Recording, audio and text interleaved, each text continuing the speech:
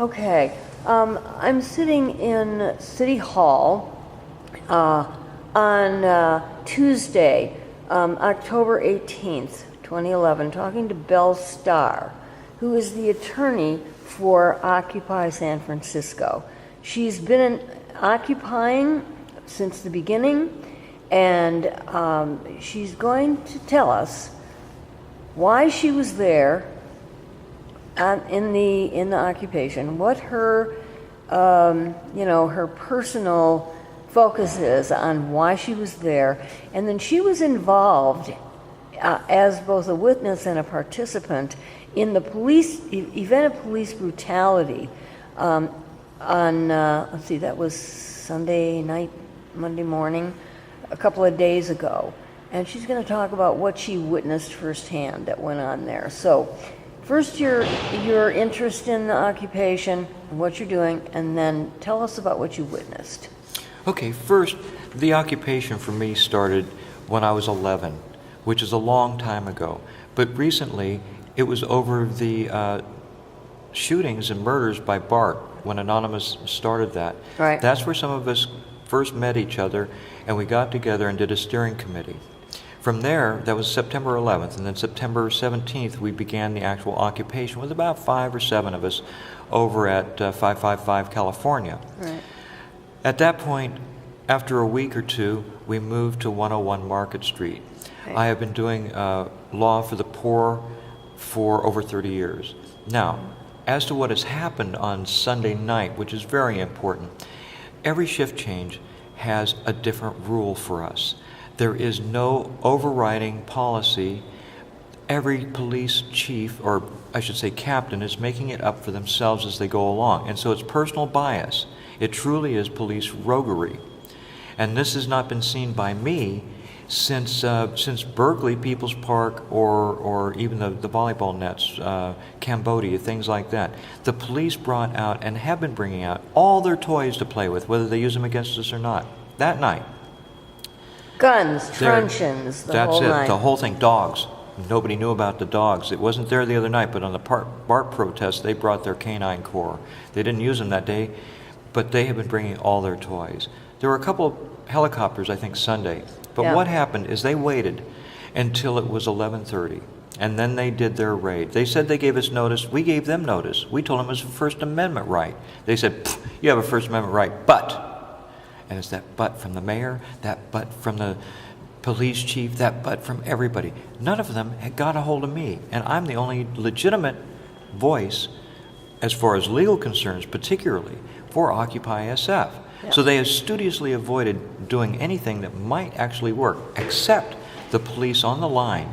When I would say something within their earshot, like ask for places to throw our garbage, within 10 minutes DPW had been called and delivered. The next day I said, we really need porta potties. They delivered them. They've also taken those away so that the chief can say that we're defecating in the woods, so to speak, the woods of the city, that we're no longer civilized human beings. But they, like the FBI and COINTELPRO, set this up for plausible deniability and to get the media to show a violence. They're the instigators of the violence. They're the ones that nearly ran over a man twice Sunday night. They're the ones who picked up the people who had taped themselves to an easy-up, which all the vendors use. It's got poles and a very small roof. They grabbed the people who had taped themselves as though they were sticks and began to throw them in the back of the DPW truck. Yeah.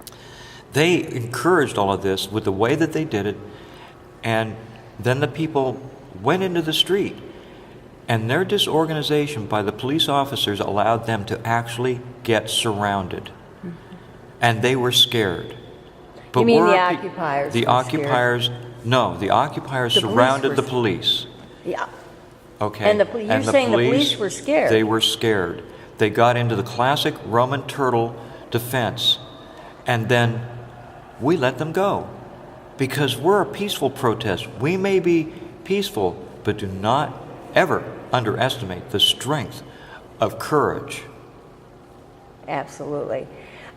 This reminds me of the NYPD and the Wall Street thing, because San Francisco occupiers have been talked from the beginning about trying to work with the SFPD.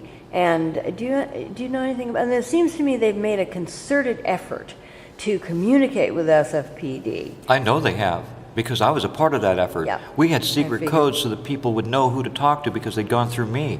That's how we got concessions. We had tents up, and then the police captain that night comes in and says, "No, we're not doing this anymore. We're coming over there. We don't want your tents up." And I gave the only order I've ever given to Occupy SF, and it was through Rob Benson, who you've already interviewed, right, that they apologized because we did not have fire lanes and we had not taken the tarps down from being tied to the trees. It was a very simple request. And the people wanted to be a little bit obstreperous because we're occupying and we were all trying to work together. When they allowed us to take that down and get a U-Haul and get our stuff away, they didn't wait all the way. We had 2 police officers go rogue and jump the line. That's when we saw officers crying. That's when they lost so much face. Heard about that. They're part of the 99%, and they know who are part of the rogues who will protect what? Mere authority. Mere authority. When you talk to the police there, it's mere authority. They laugh. They make jokes at us now because of the raid. Oh, they're in charge, are they? You just wait. You just wait until there's a sea of people. And my strategy at that has to echo Crazy Horse and Sitting Bull at Bighorn, where the Indians would not only have a sea of warriors going in different directions surrounding them, so they were confused, not knowing who to shoot. Right. But then there were forays running right through the middle of the camp, taking coup, not necessarily killing, but also killing because they were at war and being shot at. If they shoot at us this time, watch out. We learned from Kent State. Thank you, Belle. Okay. And as I said, watch out, because what are you going to do when 10,000 people lie down in the street? What are you going to do when people lie down across all the administrative buildings? What are you going to do when they refuse to work? We are the 99%, and we will peacefully use the courage and strength that we have. Like I said, watch out. And this is passive resistance at its finest. And I submit to you, this is my part of this, that there is no violence that ever overcame passive resistance and numbers. Would you agree with that? Well, I have to say this, that Okay. Gandhi himself said that ahimsa was not violated by blowing up a train, only if people were on the train. Everybody has to make up their own mind. I don't want to blow up a train, but I'll tell you what, I don't want to lie down and let them kill us. I want to stand up and let them go through me. I will be a shield. I will not raise a sword, but I will be a shield. And they will have to go through me to get to those other people. And when they start hacking, the other people are going to start becoming passionate and perhaps not reasoning.